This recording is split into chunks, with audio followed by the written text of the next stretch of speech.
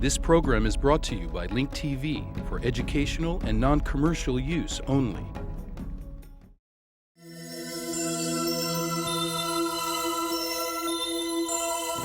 Mosaic, a daily news program from Link TV, presents a selection of news reports from independent and state-controlled broadcasters from throughout the Middle East.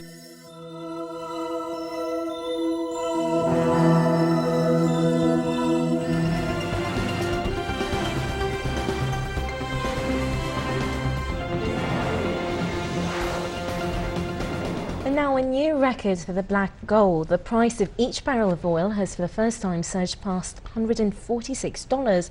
Analysts still blame international political tensions, particularly the growing Western propaganda pressures on Iran, for the surge in prices. They say a recent report that Israel is planning to strike Iran's nuclear sites has greatly contributed to sending up oil prices. OPEC Secretary General Abdullah al-Badri echoes the same idea, saying Iran's output cannot be compensated in the country if the country is attacked. Al-Badri says any potential military operation on Iran will push oil prices even higher than Thursday's record of $146 a barrel. Russia's gas giant Gazprom has predicted that oil prices will reach $250 per barrel. The company also says soaring oil prices would affect gas prices by a quarter by the end of the year. Earlier, we spoke to an oil expert in London about Gazprom's speculations. He believes the weakening US dollar, among other things, is causing the price hikes. I'm not sure if that figure of 250 is, I believe it is still very high to look at, but it's definitely the oil prices has been going, and our analysis will keep going up. As you said, it's 146. It's very likely it could reach 150, 160. We are talking of even of possibility of 180 to 200 by the end of the year. These are possibilities. It depends on several reasons. But in brief, it's the value of the dollar first, which has decreased a lot in comparison to other currencies. So really, this is one of the reasons which indicate the increase in the price of oil, because dollar is the only currency which oil is traded in. But the other one is really how the financial market look at what's going in the world and on the long-term forecast. The financial market look at it from point of view, is there enough energy reserve? What are the energy demands on the medium and long term? How are the policies of the U.S. in the world? Because U.S. is the only superpower. So all these affects this value of oil. All indication to the financial markets are on increase of that. Munir Chalabi, an oil expert, talking to us earlier from London. Well, it's the anniversary of the downing of a civilian airliner, settling the case, despite settling the case for $61.1 million in compensation to the families of the flight IR 655 Airbus in the International Court of Justice. The United States government still refuses to apologize for downing the airliner. We're now going to Jihan Hafiz with more. It says something not just about U.S. foreign policy, but about the culture of this nation in relation to the rest of the world, that the United States does not apologize, generally speaking. As the Iran-Iraq war was coming to a close, the U.S. Navy warship known as the Vincennes shot down Iran Air Flight 655, also known as IR 655, a civilian airliner. All 290 passengers on board were killed instantly, almost 70 of whom were children. The incident marked a grim reality of U.S. foreign policy in the region, as then Vice President George H.W. Bush called the downing of IR 655 an understandable mistake. So Press TV asked the State Department if it would show diplomatic reconciliation if the United States finally apologized on the 20-year anniversary of the downing of IR 655. Do you think it sends a positive message if on the 20th anniversary of this incident, the United States government apologized. To be honest with you, I'll have to look back and see the history of what we have said about this, about the issue. I honestly don't know. Look, nobody wants to see everybody mourns innocent life lost.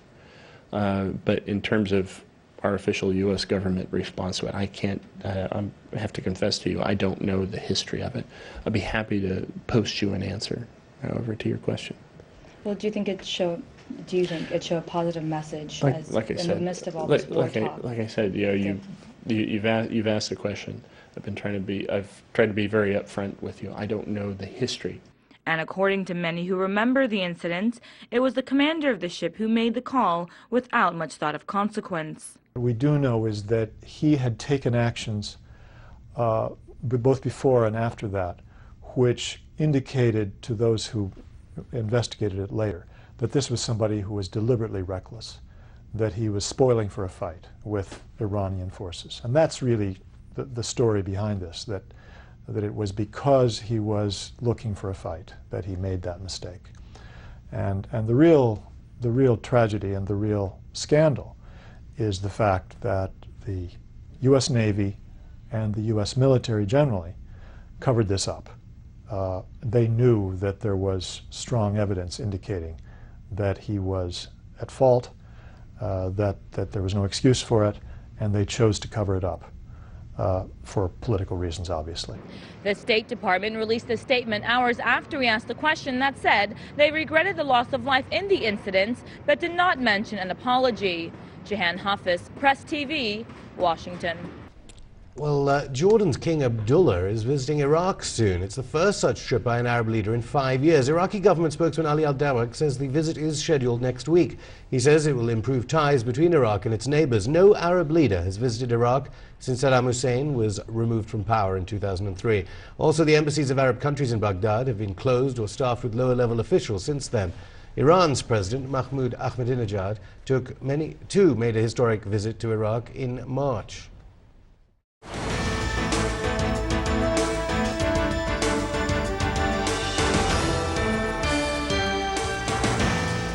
الدكتور أمين حطيط الخبير الاستراتيجي سيكون ضيف هذه الحلقة. أهلا وسهلا بك دكتور. Military expert Dr. Amin Hittite will join us in this episode. First, we will present the reports that were originally broadcast on Israeli television. Then we will talk about them. Let us begin with Iran. Iran is now a potential target of an Israeli airstrike. One may reach this conclusion based on the 3-week military maneuver that was conducted jointly by Israel and the U.S. However, this military maneuver also has another implication. All of those who can understand what is going on the ground can hear an Israeli cry for help, which says, "Please do not abandon us." The following report was originally aired on Israeli Channel 10.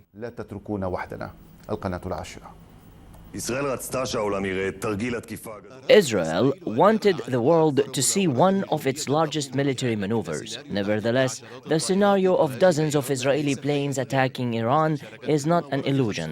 50 F-16 planes and numerous F-15 planes participated in the training maneuver, in addition to fuel planes which supplied the fleet with fuel in the air, and other planes for communication, air control, and electronic warfare. Also, Ya'asor helicopters followed the fleet with rescue men ready to help pilots who may lose their planes. This fleet, which is almost half of Israel's total fleet, is sufficient to only hit 2 or 3 locations in Iran. Therefore, considering the limited number of Israeli planes and the way in which Iranian nuclear facilities were dispersed throughout Iran, one realizes that Israel's ability to stop Iran's nuclear program is very limited. Also, the distance between Israel and Iran, which is 1,500 kilometers, means that the Israeli option to strike Iran will not be successful. Not to mention the Iranian response. Here in Israel, there is hope that the United States will do the job. The Americans do not lack planes in the Persian Gulf. However, the American intelligence report has derailed any potential plan to launch an attack on Iran, despite the fact that the current administration does not agree with the report. For the sake of peace, the world must not allow Iran to have a nuclear weapon. Despite these statements, the Israelis believe that it will be difficult for the American administration to launch an attack on Iran. Israel still hopes that this will happen, but time is running out. In 1 year, Iran will develop uranium enrichment technology, and then it will be too late. I strongly believe that Iran will not become a nuclear power. It is not clear what Olmert is basing his statement on. Israel, however, has to prepare for the military option, and hopefully it will not have to use it. Sometimes it seems that Gaza is the main problem. Make no mistake about it. What is more important to Barak and Ashkenazi is Iran.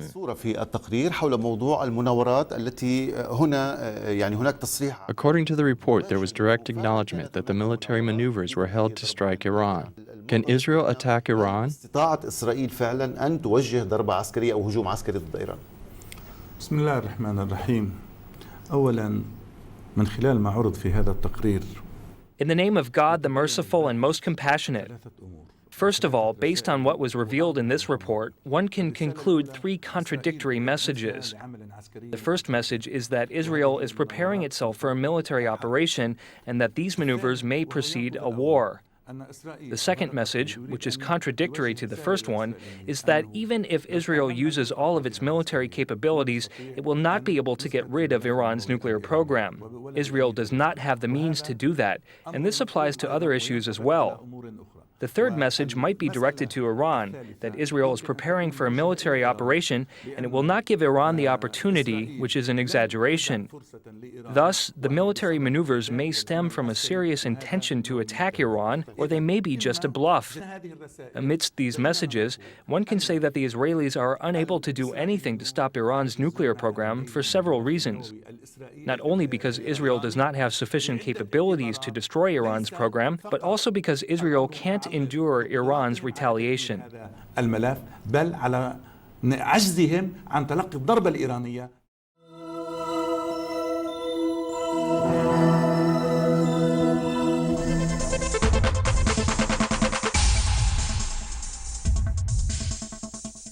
In the Jordanian capital, Amman, the Japanese-Iraqi Business Forum convened, place to discuss investment opportunities in Iraq. Meanwhile, Iraqi Vice President regretted exaggeration of bad security situation in Iraq. Nisreen Al-Shamaila reports.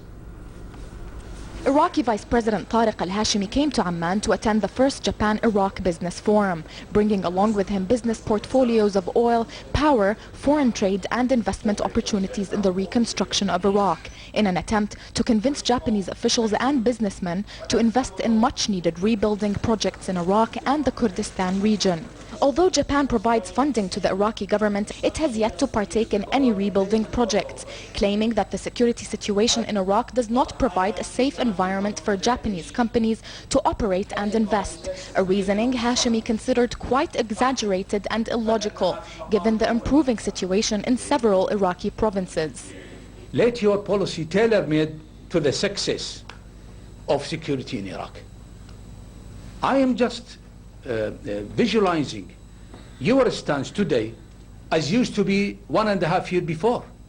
This is not acceptable. This is not logic. You have at least to redesign your policy according to the success, to the improvement achieved inside Iraq, which is not happening. So there is, yes, straightforward exaggeration about the situation. And although both countries expressed desire to enhance and revive economic ties, Hashimi described the Japanese desire as shy, timid and hesitant, explaining that the Japanese have yet to be clear on what conditions need to be met in Iraq in order for Japanese investments to kick in. And although Hashimi renewed his invitation to Japanese companies to visit Iraq to see the improved security situation firsthand, the Japanese have yet to take this invitation seriously in what was read as Iraq needs Japan much more than Japan needs Iraq. For the real reconstruction, we think that the participation of the private sector is vital. But so far, the biggest concern of the Japanese company is security.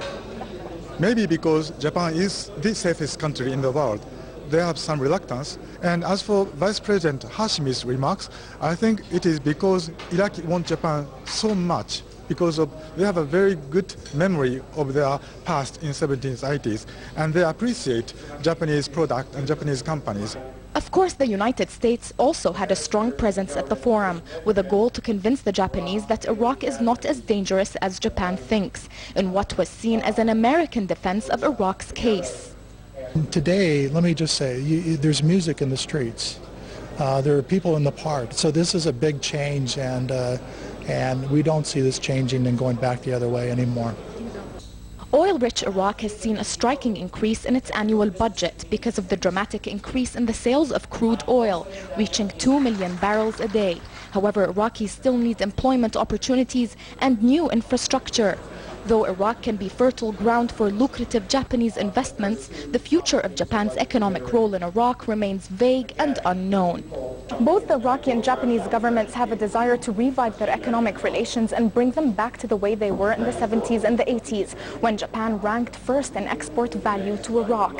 And although Hashimi renewed his invitation to Japanese companies to come to Iraq on a fact-finding visit, any Japanese projects to rebuild Iraq remain tied to the security situation in the Iraqi provinces, which Japan still has reservations about. Nisreen al-Shamaili, KSA2, Amman.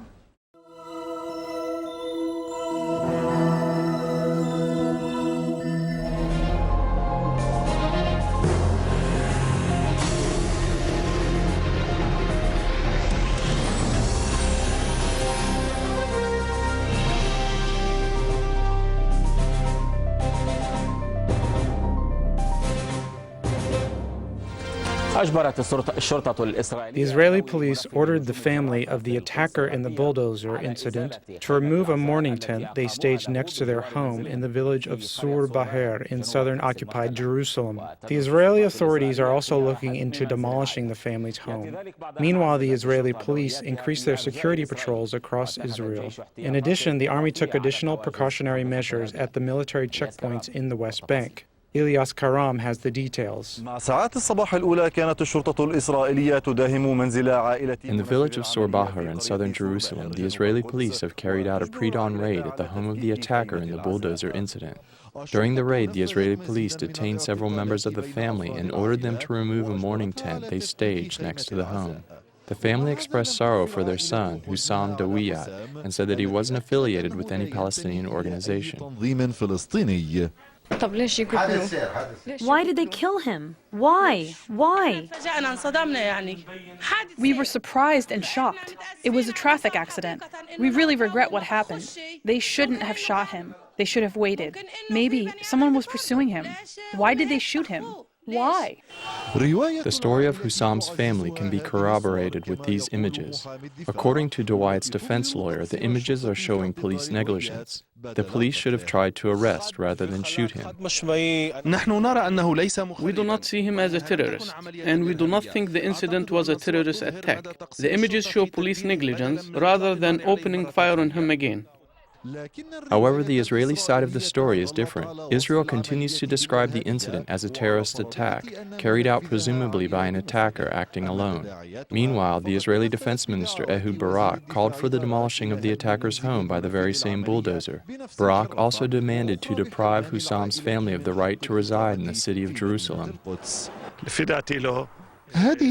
These security measures will counter, but not to prevent attacks. As long as the Arabs are allowed to carry blue identification cards, they can go anywhere they want. Therefore, we cannot stop terrorism unless the separation wall is extended to here. Here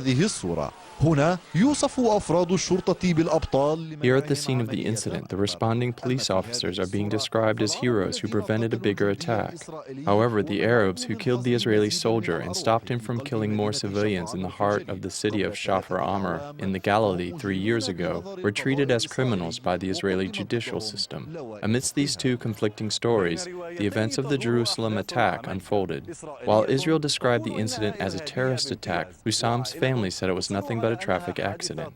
Israel will try to employ the attack to further tighten the grip on the Jerusalemites. No one knows for sure, but the idea of building a wall separating the Arab towns from the Jewish neighborhood may have become imminent.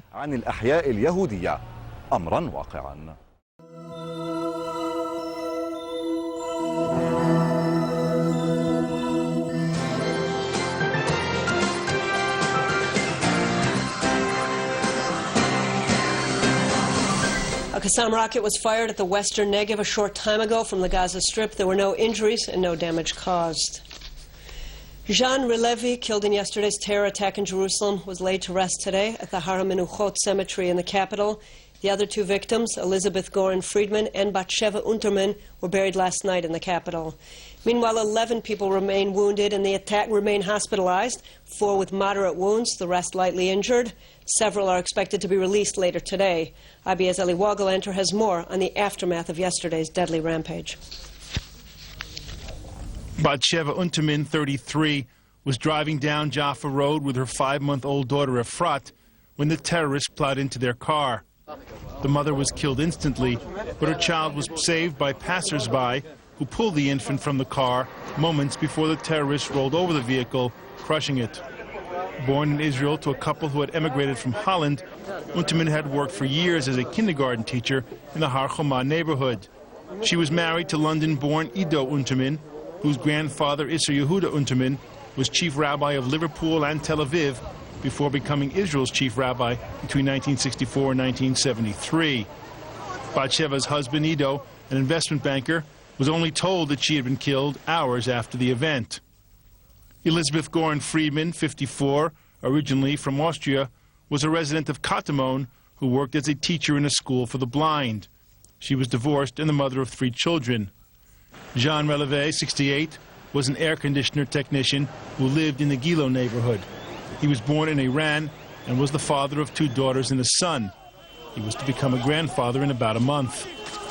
Details of exactly how the terrorist was stopped continued to emerge.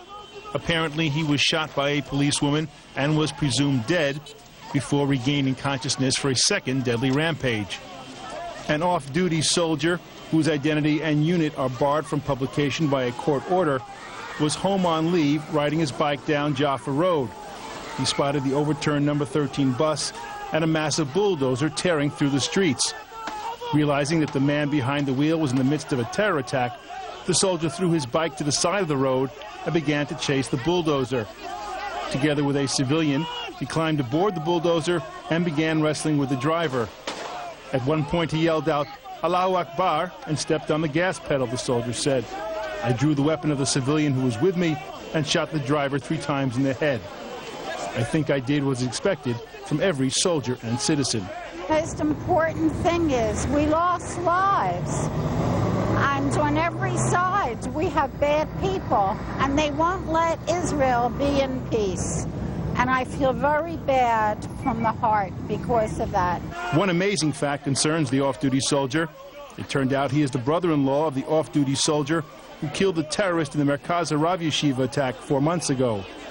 Moreover, he was an activist who fought against the expulsion of the Jewish communities of Gush Katif and had been arrested. He had to fight the IDF in order to join the army, which had barred activists from serving in the IDF.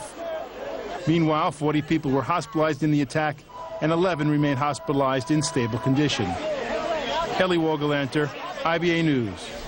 In other news, officials from the Iranian embassy in Beirut, along with family members of 4 Iranian diplomats who disappeared in the 1982 war in Lebanon, are insisting that they are being held in Israel.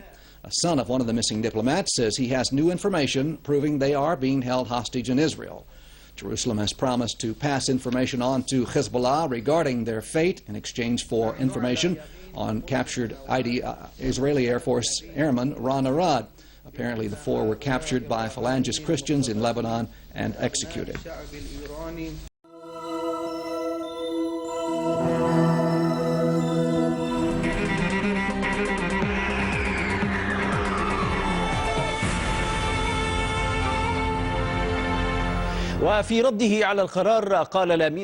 In response to the British resolution, the Secretary General of Hezbollah, Hassan Nasrallah, said he was not surprised by it and described it as a medal of honor to Hezbollah. This resolution was not surprising. I personally believe it was only natural for a country like Britain, which founded the Zionist entity, to issue such a resolution. Britain is a main partner in the uprooting of the Palestinian people. Secretary General of Hezbollah Hassan Nasrallah said that the prisoner swap deal between Israel and Hezbollah under UN auspices has been approved and added that the deal will likely be implemented in a week or two. Nasrallah further announced what he described as absolute political openness to reunite Lebanon. On a personal level, and despite the difficult security situation in Lebanon, I, along with my brothers in the leadership of Hezbollah, announce absolute political openness to reunite the nation. We are open to any political meeting or dialogue and under any political slogan or framework. This will certainly help reunite the Lebanese and repair their national unity as well as promote peace and harmony.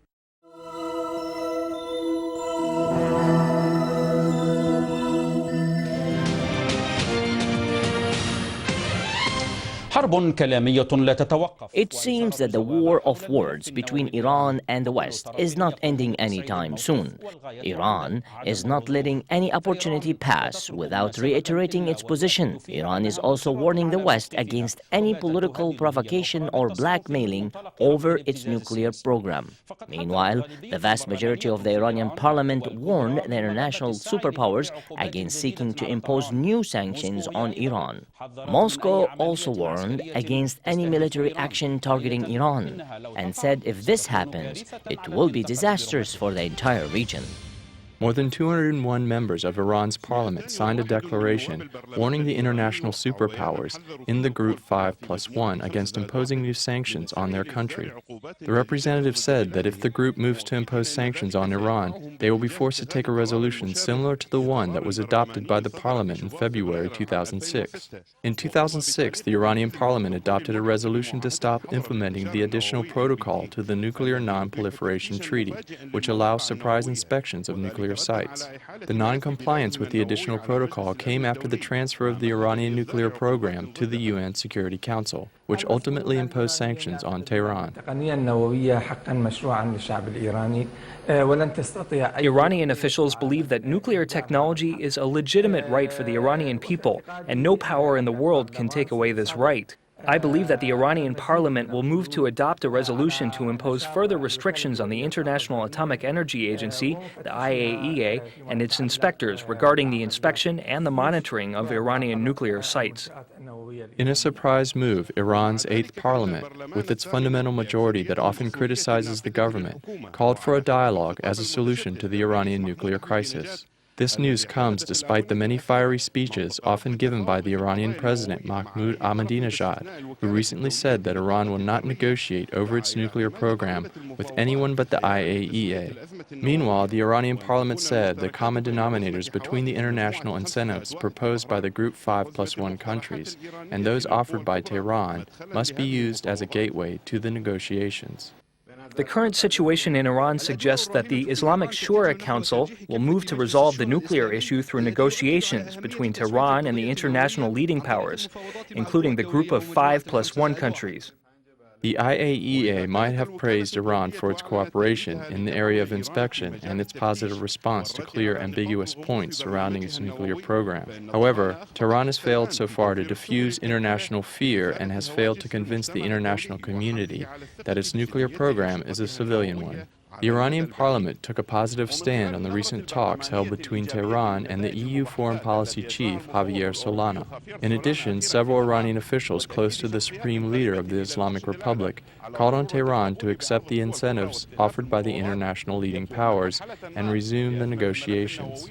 With this, it seems that a solution to the Iranian nuclear crisis began to appear on the horizon. Get more news about the Middle East online at linktv.org/Mosaic. The Mosaic webpage offers a complete archive of Mosaic programs, program transcripts, the Mosaic video podcast, and the Mosaic Intelligence Report, a weekly analysis of the hottest stories from the Middle East. The views expressed on Mosaic are those of the participating broadcasters, not Link TV or its sponsors. The production of Mosaic is made possible with the support of viewers like you. Thank you.